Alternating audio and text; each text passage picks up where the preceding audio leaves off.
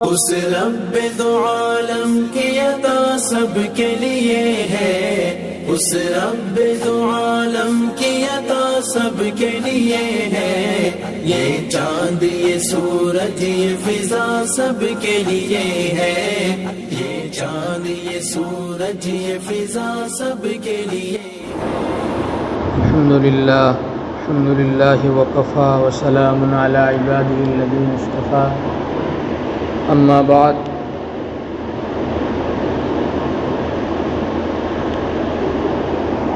قال اللہ تعالی فی القرآن الکریم: ان قارون کان من قوم موسیٰ فبغى علیہم وآتیناہ من الکنوز ما ان مفاتحہ لتنوء بالعصبة أولي القوة إذ قال له قومه لا تفرح إن الله لا يحب الفرحين۔ صدق الله مولانا العظيم۔ محترم ساتھیو، عزیز دوستو، زکوٰۃ کا بیان چل رہا ہے۔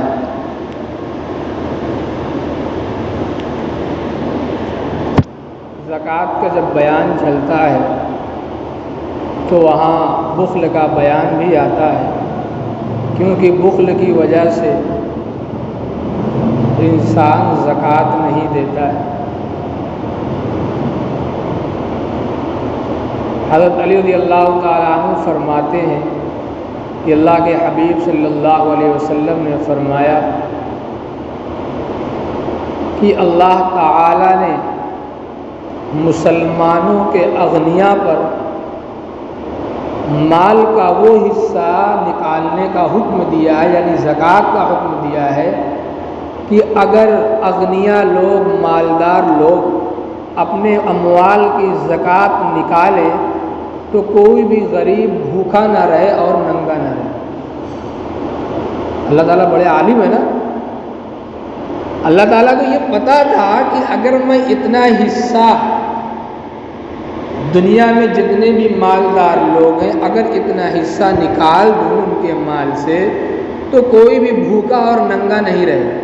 اللہ نے اپنے علم کے اعتبار سے وہ حصہ مالداروں پر، اغنیاء پر فرض کر رکھا ہے اپنے اموال سے نکالنے کے۔ آج ہمارے گاؤں میں، پڑوس میں، محلے میں، شہر میں بھوکے لوگ رہتے ہیں، بہت سے بھوکے ایسے ہوتے ہیں، بھوکے سو جاتے ہیں، فاقہ کرتے ہیں، پڑوس والے کو پتہ بھی نہیں چلتا۔ ایک تو ہماری ذمہ داری ہے کہ زکوٰۃ نکالیں، دوسری ہماری ذمہ داری یہ ہے کہ مال کا جو مستحق ہے، زکوٰۃ کا جو مستحق ہے اس تک پہنچائیں۔ ہم زکوٰۃ نکالتے ہیں سرامیر میں اور پہنچاتے ہیں دوسرے ملک میں۔ یہ کب آپ کو کرنا ہے؟ طریقہ لکھا ہوا ہے کہ پہلے جب آپ زکوٰۃ نکالیں تو پہلے اپنے اقربا میں دیکھیں، اعزا میں دیکھیے، قریبی رشتہ داروں میں دیکھیے، وہاں تو کوئی مستحق نہیں۔ اصول و فروع یعنی نیچے کی اولاد، بیٹے پوتے وغیرہ، ان کو آپ زکوٰۃ نہیں دے سکتے۔ باپ، دادا، پردادا، ان کو آپ زکوٰۃ نہیں دے سکتے ہیں۔ اس کے علاوہ جو آپ کے رشتہ دار لوگ ہیں انہیں آپ زکوٰۃ دے سکتے ہیں۔ لکھا ہے کہ دوہرا ثواب ملے۔ اللہ ہی کا مال بھی ہے اور اللہ تعالیٰ آپ کے مال سے آپ کو دے کر کے آپ سے نکلوا بھی رہے ہیں۔ ایک تو زکوٰۃ نکالنے کا ثواب، دوسرے آپ قریبی رشتہ دار کو دے رہے ہیں، یا دوسرا ثواب کیا آتا ہے اللہ نے۔ ہمارے وہ بھائی دیکھیے مسائل مجمع میں بیان نہیں کیے جاتے، اس لیے اگر مسائل سمجھ میں نہ آئے تو پھر سے پوچھ لیجیے۔ بھائی کو بھی بہن کو بھی زکوٰۃ دے سکتے، لیکن جو بھائی بہن ایک ساتھ کھاتے پیتے ان کو زکوٰۃ نہیں دے سکتے، گویا کہ آپ خود اپنے مال سے فائدہ اٹھائیں۔ جو الگ رہتے ہو، جو آپ کے ساتھ نہ کھاتے پیتے ہو، آپ ان کو زکوٰۃ دے سکتے۔ اور جب یہاں سے آپ فارغ ہوئیے، آپ کے رشتہ دار میں کوئی فقیر نہیں ہے، کوئی مسکین نہیں ہے، کوئی زکوٰۃ کا مستحق نہیں ہے، تو آپ اپنے قریبی پڑوسی کو دیں، اپنے گھر کے بازو والے کو دیں۔ ایسے ہی اگر آپ کا پڑوسی اگر زکوٰۃ کا مستحق نہیں تو آپ اپنے محلے والوں میں دیکھیے، محلے میں کوئی زکوٰۃ کا مستحق تو نہیں، آپ اس کو دیجیے۔ محلے میں کوئی نہیں ہے تو آپ اپنے گاؤں میں، اپنے قصبے میں دیکھیے، پھر اپنے شہر میں دیکھیے، پھر اپنے ملک میں دیکھیے، پھر اپنے صوبے میں اور اپنے ملک میں دیکھیے، پھر اس کے بعد جب آپ کے ہاں زکوٰۃ کی ضرورت نہیں ہے تو آپ دوسری جگہ بھیجیں۔ زکوٰۃ آپ کسی کو بھی دیں جو امید صحیح ہے، زکوٰۃ ادا ہو جائے گی، لیکن طریقہ یہ لکھا ہے۔ بخل کی وجہ سے لوگ زکوٰۃ نہیں نکالتے۔ اگر لوگ زکوٰۃ نکالنے لگے تو یہ فقراء کیا ہے، بھوکے اور ننگے نہ رہیں۔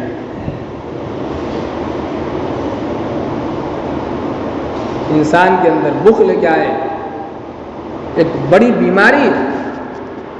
مال جمع کرتا رہتا ہے، جمع کرتا رہتا ہے، جمع کرتا رہتا ہے، اس کو اس بات کی خوشی نہیں ملتی کہ میرے پاس مال ہے، اس کو اس بات کا غم ہر وقت لاحق رہتا ہے میں کہاں سے اور لے لوں، کہاں سے اور لے لوں۔ قارون کے پاس بہت خزانہ، قرآن میں اس کا تذکرہ ہے۔ قارون بہت بڑا عابد تھا، 40 سال تک اس نے پہاڑی پر عبادت کی تھی، زبردست عبادت کیا تھا، زبردست عابد تھا، لیکن مال، بخل، مال کی محبت میں اس کو برباد کر دیا۔ ان قارون کان من قوم موسیٰ، موسیٰ کے رشتہ داروں میں سے تھا، موسیٰ علیہ السلام نبی کے رشتہ دار تھا۔ یہ کون؟ قارون۔ ان قارون کان من قوم موسیٰ فبغى علیہم، قوم کے سامنے تکبر کرتا تھا، میں بڑا پیسے والا ہوں، بڑا مالدار ہوں، یہ غریب مل جائے۔ ہمارے مالداروں کا بھی یہی حال ہے، جو غریب ہوتا ہے دباتے رہتے ہیں، کہیں زمین دباتے ہیں، کہیں حق دباتے ہیں، کہیں تھپڑ لگاتے ہیں، کہیں گھور دیتے ہیں، حتیٰ کہ ہم اپنے مال کی وجہ سے، اپنی طاقت کی وجہ سے غریبوں پر چڑھتے رہتے ہیں۔ سنتے رہیے۔ فبغى علیہم وآتیناہ من الکنوز ما ان مفاتحہ لتنوء بالعصبہ اولي القوہ اذ قال له قومه لا تفرح۔ اللہ تعالیٰ کہتے ہیں میں نے اس کو ایسے ایسے خزانے دیے تھے کہ بہت سے زور آور شخص، باڈی بلڈر، مضبوط قسم کے لوگ اس کے خزانے کی کنجیاں اٹھانے میں بوجھ محسوس کرتے تھے، گراں بار ہو جاتی تھی اس کے خزانے کی کنجیاں۔ آپ احساس کر سکتے ہیں کہ اس کے خزانے کتنے رہے۔ قوم نے اس کو سمجھایا بھی، اذ قال له قومه لا تفرح، موسیٰ علیہ السلام اور اس قوم نے سمجھایا کہ دیکھو قارون، تمہارے پاس خزانہ ہے، تمہارے پاس مال ہے، تو اتراؤ مت، ورنہ بڑی بڑی قوموں کا عروج ہوا اور زوال ہو گیا، بڑے دولت مند عروج پر آئے اور زوال ہو گیا۔ اپنی ہی زندگی میں کروڑوں اربوں اور خربوں کے مالک تھے اور اللہ نے پل بھر میں ان کے خزانے کو نیست نابود کر دیا، برباد کر دیا، ملیا میٹ کر دیا، ایک پیسے کی بھی مہنگی ہو گئی، کھانے پینے کو ترسنے لگے۔ میں اس زمانے میں اپنی اسی عمر میں لوگوں کو چڑھتے ہوئے بھی دیکھا ہوں اور اترتے ہوئے بھی دیکھا ہوں۔ اس لیے کبھی مال پر اترانا نہیں چاہیے۔ اللہ نے آپ کو مال دیا ہے، آپ شکر ادا کریے، اس مال سے اترانا نہیں۔ اذ قال له قومه لا تفرح ان اللہ لا يحب الفرحین، کہ بھائی دیکھو غرور مت کرو، تکبر مت کرو، تکبر کرو گے تم، غرور کرو گے، اپنے مال پر اتراؤ گے تو اللہ تعالیٰ اترانے والے کو پسند نہیں کرتے۔ آج ہمیں اپنا محاسبہ کرنا چاہیے کہ ہمیں اللہ نے مال دیا ہے تو ہم اپنی زندگی کس طریقے سے گزاریں۔ آگے قرآن کہتا ہے وابتغ فیما آتاک اللہ الدار الآخرہ، نصیحت بھی اس کو کی گئی، وابتغ فیما آتاک اللہ الدار الآخرہ، جو تمہیں مال دیا گیا، جو تمہیں خزانے دیے گئے ہیں، اس خزانے سے تم آخرت کو سنوارو اور اپنے آخرت کو بناؤ، جنت کو تم سنوارو، اس سے تم حصہ کیا ہے، دنیا میں جو تمہیں مال دیا گیا ہے اس مال سے تم اپنے حصے کو نکال کر کے جنت کے لیے، آخرت کے لیے، اپنے آخرت بنانے کے لیے بھی تم اپنے آخرت کو سنوارو۔ وَلَا تَنْسَ نَصِيبَكَ مِنَ الدُّنْيَا، اور تم مت بھلاؤ اپنے اس حصے کو کہ دنیا میں جو تمہیں مال دیا گیا ہے ہمیں اس مال سے آخرت بنانی ہے، تم اس چیز کو بھولو۔ وَأَحْسِنْ كَمَا أَحْسَنَ اللَّهُ إِلَيْكَ، جیسے اللہ نے تم پر احسان کیا ہے، مال دے کر، خزانے دے کر کے، عیش و عشرت دے کر کے، تو تم بھی اللہ کے بندوں پر احسان کرو. ورنہ تم مال بہت تھا، ہم نے خوب مال کمایا، کروڑوں کی پراپرٹی ہم نے بنا لی، لیکن کس کے لیے؟ اپنے کھائے نعمت، اپنے مرے قیامت. ممات فقط قامت قیامت. جو آپ نے کھا لیا وہ آپ کا، جو آپ نے کھا لیا وہ آپ کا، جو آپ نے چھوڑ دیا وہ غیر کا ہے. اور انسان جب مر جاتا ہے تو اس کی قیامت آ جاتی ہے. انسان مر گیا تو اس کی قیامت آ گئی. اعلی اولاد کے لیے ایک دوسرے کی زمینوں پر قبضہ کرنا، پوری زندگی اسی میں مرنا اور اس سے کچھ بھی فائدہ نہ اٹھانا، جہالت کے اور سے کچھ بھی. یہ کیا ہے؟ جہالت ہے، بیوقوفی ہے. مال تو جمع کر لیا اور چھوڑ کر چلے گئے. اولاد جب بڑی ہوئی اس سے عیاشیاں کرنے لگی، گناہ کرنے لگی. کیوں؟ اس لیے کہ تم نے مال تو کمایا تھا، لیکن مال کما کر کے تم نے اللہ کے راستے میں نہیں خرچ کیا. تم اپنی اولاد کو تم نے تعلیمات نبویہ سے آراستہ نہیں کیا، قرآن کی تعلیم تم نے ان کو نہیں سکھایا. جس تعلیم پر تم کو لگانا چاہیے تھا اس تعلیم پر تم نے نہیں لگایا. اللہ کے احکامات کو تم نے توڑ کر کے اللہ کو ناراض کیا. تو تمہاری اولاد بھی کیا ہے؟ تمہاری نافرمانی کرتی ہوئی تمہارے مرنے کے بعد گناہوں میں مبتلا رہتی. اللہ تعالیٰ آگے ارشاد فرماتا وَلَا تَبْغِ الْفَسَادَ فِي الْأَرْضِ.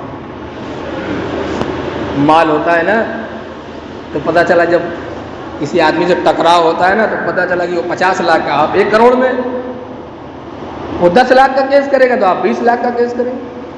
ہوتا ہے نا؟ کرو بھائی، کہاں تک کیس کرو گے؟ ہم کیس لڑیں گے. یہ کیا ہے؟ انانیت. پیسہ موجود ہے نا، پیسہ نہ ہوتا تو ٹوٹ جاتے، پسینہ چھوٹنے لگتا ہے، سارے جو خون گرم ہوتے ٹھنڈے ہو جاتے، سرد پڑ جاتے. لیکن مال جو دیا ہے اللہ نے، اس مال کو صحیح جگہ خرچ کرنے کے علاوہ غلط جگہ استعمال ہو رہا ہے. کہاں؟ کیس لڑنے. وہ کمزور آدمی تھا، آپ نے کیس کے ذریعے، پیسے کے ذریعے سے اس پر مضبوط ہو گیا. ان اللہ لا يحب المفسدین. جو تم پیسوں کے ذریعے، مال کے ذریعے سے زمین میں فساد پھیلاتے ہو، لوگوں پر اپنی طاقت کا مظاہرہ کرتے ہو، یاد رکھنا اللہ تعالیٰ فساد کرنے والے کو، زمین میں کیا ہے فساد پھیلانے والے کو اللہ کبھی پسند نہیں کرتا. فخرج علی قومہ فی زینتہ. یہ قارون کا واقعہ چل رہا تھا. قارون بڑا مالدار تھا. زوراور لوگ اس کے خزانے کی کنجیاں جب اٹھاتے تو انہیں گرامار کر دیتی تھی، بھاری محسوس ہوتی تھی.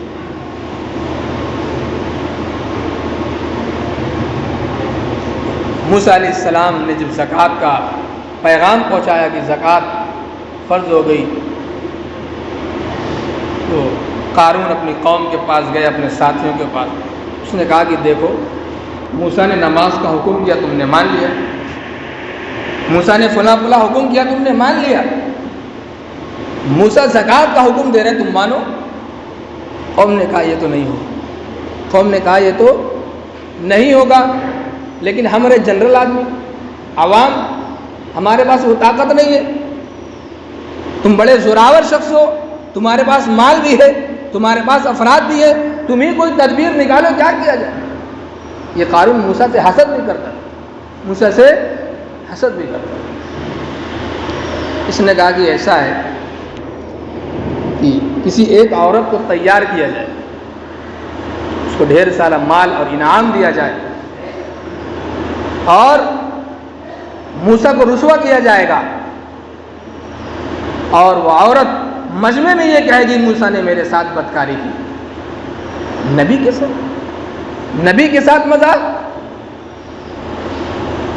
بہرحال عورت تیار ہو گئی. مال ہے نا، مال کی محبت.